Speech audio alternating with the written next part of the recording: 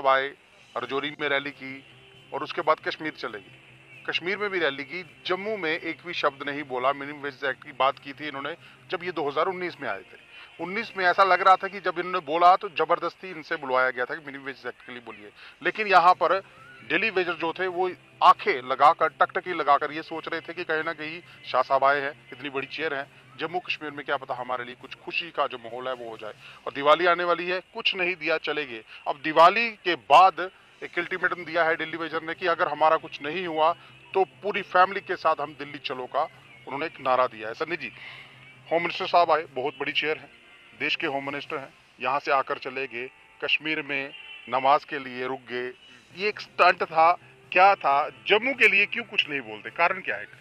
देखिए गुलशन जी, पहले तो आपका बहुत बहुत शुक्रिया करता हूँ। और जो हमारे गृह मंत्री अमित शाह जी 3 दिन के दौरे पे जम्मू कश्मीर में आए, हम उनका भी स्वागत करते हैं, क्योंकि हमारे देश के गृह मंत्री जैसे आपने बोला, और देश के गृह मंत्री होने के नाते हम उनका बहुत वेलकम करते हैं, आदर सत्कार करते हैं। लेकिन जो सिचुएशन हमारे जम्मू कश्मीर के अंदर, यूटी बोलूं चाहे स्टेट बोलूं, क्योंकि यूटी बोलता हूं तो यूटी जैसा फील जो है जम्मू कश्मीर के अंदर आता नहीं। क्यों नहीं आए?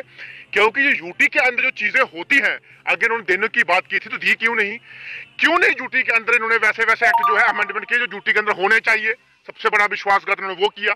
और उसके बाद मैं बोलूंगा जम्मू कश्मीर के लोगों के साथ बहुत ही बड़ा जुमला और विश्वासघात करने का जो काम है वो हमारी बीजेपी सरकार ने किया। मैं बोलना चाहता हूं कि जम्मू कश्मीर के अंदर अगर आपको पता है कि ऐसी सिचुएशन क्रिएट हो गई है कि हमें जम्मू को सुधारने का थोड़ा सा जो है काम जो है वो करना चाहिए, जो कि हमारे डेली विजर्स 25 साल से रगड़ा खा रहे हैं और 25 साल से अपनी जो जवान होंगे आज वो बुढ़ापे में हैं, और 25 साल से अपने बच्चों को जो है अच्छी शिक्षा नहीं दे पाए, अपने बच्चों की शादी अच्छी से ढंग से नहीं कर पाए, अपना घर परिवार अच्छे से नहीं पाल पाए, उन डेली वेजर्स के लिए आज भी उनके लिए जो है वो तमाचा है। अगर यूटी बनने के बाद अगर हमारे गृह मंत्री जी काफी टाइम यहाँ पे आए तो कम से कम यूटी की जो 1-2 चीजें हैं, जैसे टोल प्लाजा खत्म करना, मिनिमम वेजेस एक्ट लागू करना, वो तो होना चाहिए।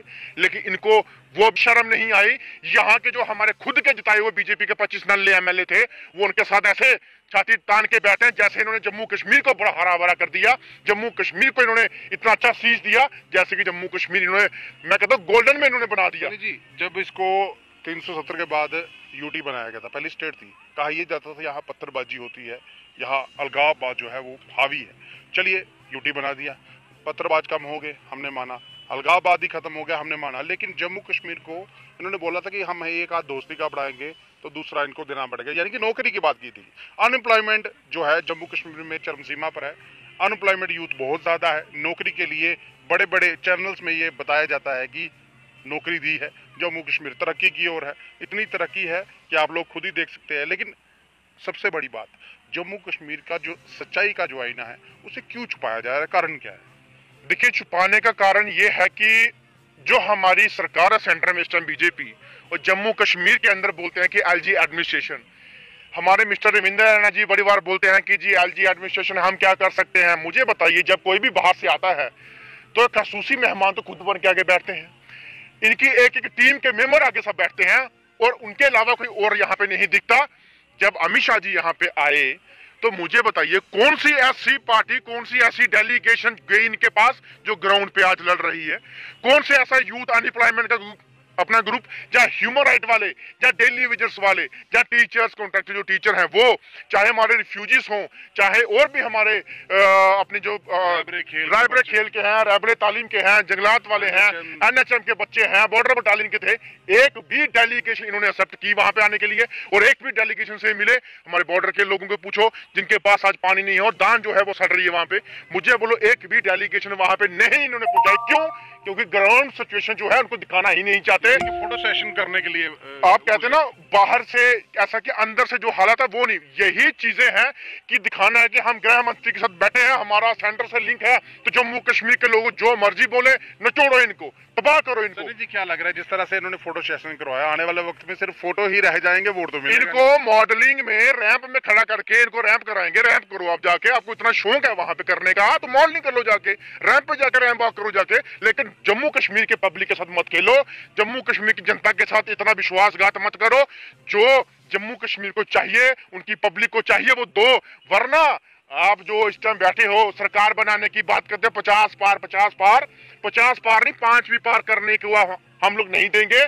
जब आप कुर्सियों में बैठते हो तब हमारे पास जब आते हो कि हमें वोट दे दो, हम आपके नौकर हैं, हम आपके सेवक हैं, तो जब सेवक बन के आते हो तो तब वोट लेके जाते हो, और जब कुर्सी में बैठते हो तो तब जम्मू कश्मीर के तानाशाही बनते हो। लेकिन इस बार मैं गुजारिश करता हूं पब्लिक से जम्मू कश्मीर की, इस बार उनको वोट नहीं, इनको वो जूते जो अपने पांव में लगाए होंगे, चाहे हमारे बुजुर्गों ने, चाहे हमारे नौजवानों ने, चाहे यूथ ने, वो उतार के इनके मुंह पे मारो, बोला यहां दोबारा वोट लेने मत आना। वोट हम उस लीडर को देंगे जो पब्लिक की आवाज उठाने वाला हो, जो गरीब की आवाज उठाने वाला हो, जो नौजवानों के हक की बात करे, जो हमारे बॉर्डर एरिया के लोगों की बात करे, जो हमारे रिफ्यूजीज की बात करे। और अमित शाह जी बोलते हैं कि हम पीओजे बड़ी जल्द ही लेने वाले हैं, और पहले जम्मू कश्मीर के अंदर की हालत तो ठीक कर लो, पीओजे के बाद में लेने जाना। जो पीओजे से उठ के जम्मू के अंदर बैठे हैं हमारे रिफ्यूजी भाई, उनके लिए तो पहले एक डिमांड पूरी कर दो। 5.5 लाख की जो किस्त है, जो इंस्टॉलमेंट है, वो 6 साल से वो नहीं पूरी कर पाए, तो पीओजे के कब लेने जाओगे वहां पे? वो किस्त तो इन्होंने कैंसिल ही कर दी ना, वो सिस्टम ही सारा क्या। सबसे बड़ी बात,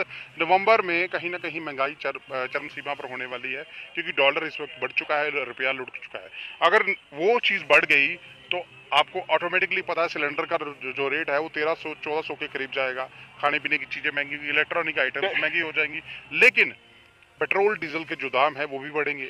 इसमें इस वक्त जम्मू कश्मीर एडमिनिस्ट्रेशन जिस तरह से ये बताया जा रहा है कि सेंटर इसको चला रहा है, अगर सेंटर इसको चला रहा है, 200 बसेस जम्मू में नहीं आने वाली इलेक्ट्रॉनिक, क्या उसकी ज़रूरत है?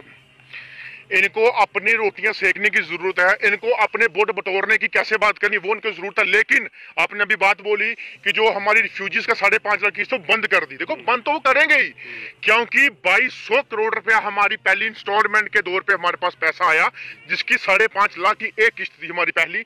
वो किस्तें क्यों उन्होंने बंद की? क्योंकि जो डिपार्टमेंट के और इनके जो चेले चाटे जो अंदर बैठे हैं सरकारों में, उनको भी तो पेट अपने भरने हैं। 2200 करोड़ गया तो क्या कहूँ। उसके लिए जल्द ही हम एक ऐसा इनिशिएटिव लेने वाले, लेकिन आपके चैनल के माध्यम से बोलूंगा नहीं, लेकिन कोई नंगे करके छोड़ेंगे कि वो पैसा जो पेंडिंग है वो आज तक है कहां पे। 10,300 कुछ फैमिली जो आज भी पेंडिंग है, जो 33,000 कुछ फैमिली थी जो टोटल थी हमारी फ्यूजीज की, लेकिन अभी भी 10,000 कुछ फैमिली है जिसकी 5.5 लाख की सब किस्त बनती है। लेकिन वो पैसा किसके पास है वो जल्द ही ओपन करेंगे हम प्रेस कॉन्फ्रेंस के जरिए में, और हम लोग ऐसी जो कार्रवाई करने की बात करेंगे। लेकिन क्या करें, सीबीआई भी इनकी, एनआईए भी इनकी, क्राइम ब्रांच भी इनका, कार्रवाई करवाएं तो करवाएंगे इन पे, अगर करने पे आएंगे वो वहीं पे हमारा दबाया जाएगा। लेकिन आप देखिए जब घोटाले की बात आई और कहते हैं हमारे जम्मू कश्मीर में करप्शन फ्री हो जाएगी, 400 करोड़ रुपए का घोटाला हमारे जम्मू कश्मीर के अंदर हुआ ना सनी जी, करप्शन फ्री हो गया है। देखिए डेंगू के जो केस है लगभग जम्मू में 2500 एक्टिव है, 10 से ज्यादा लोगों की मृत्यु हो चुकी है, और 2013 के आंकड़े के लगभग हम करीब इस वक्त पहुंचे हुए हैं 2500 केस बोल रहा हूँ। स्वच्छ जम्मू स्वस्थ जम्मू की बात की थी, ना स्वच्छ दिखा ना स्वस्थ दिखा। मेयर साहब बोल रहे थे 2030 में बर्फ पड़ेगी, मेयर साहब चले गए, लेकिन गंदगी यहाँ पर जब लोग ने, कई इनके लीडरों ने तो मेट्रो भी चला दी थी, वो भी चल रही थी, शायद अभी तो मुझे दिख नहीं रही कहाँ से जाने वाली है, इनविजिबल है वो। मैं कह रहा हूँ मुझे दिख नहीं रही यहाँ से कहीं जाने वाली है वो मेट्रो, अभी निकलेगी। आप भी कभी उसमें सफर कर लीजिएगा रोज सुबह, हमारे भाई भी करेंगे उसमें मेट्रो में सफर। ये ऐसे नोटंकर जोकर जो इन्होंने भर्ती किए हुए हैं, जिनको ये नहीं पता कि हमारा नेचर कैसा है, हमारा वेदर कैसा है, हमारा इस टाइम बसें चल रही हैं कि मेट्रो चल रही है, तो वो देश को क्या चलाएंगे, वो जम्मू कश्मीर को क्या चलाएंगे, जिनको ये तक नहीं पता कि हमारे लोगों की समस्या क्या है, हमारा यूथ इस टाइम किस मुसीबत में जूझ रहा है। जो JKPSI के बच्चे हैं उसकी बात कर रहा था मैं, और फाइनेंस अकाउंट असिस्टेंट के बच्चे हैं, और हमारे उसके बाद आपके JEE की जो लिस्ट थी सारी की सारी कैंसिल कर दी। 75 करोड़ कमाया, पूरा पैसा आज के डेट में कमा के तो बनते हैं अपने आप में साधु संत, बनते हैं अपने आप में गंगा में नहाए हुए पवित्र। लेकिन मुझे बताइए वो 400 करोड़, वो 100 करोड़ या 50 करोड़ जो रिश्वत खा के बैठे हैं, आज वो कहाँ है? कहाँ है इनकी CBI के छापे? इनके रोज होते हैं छापे, इनके हर एक एरिया में होंगे, लेकिन छापों में पकड़ते नहीं, एक बंदा नहीं है, नाम एक एक आएगा, जेल में एक नहीं गया आज तक, पकड़ा गया एक नहीं बंदा, पैसे इनके 1 रुपया रिकवर नहीं हुआ, तो कौन से छापे? ये बेवकूफ बनाना बंद करो जम्मू कश्मीर के अंदर, क्योंकि जम्मू कश्मीर की पब्लिक अब जागनी शुरू हो गई है और जागेगी, क्योंकि आप लोग ने यहाँ के नौजवानों को रोजगार नहीं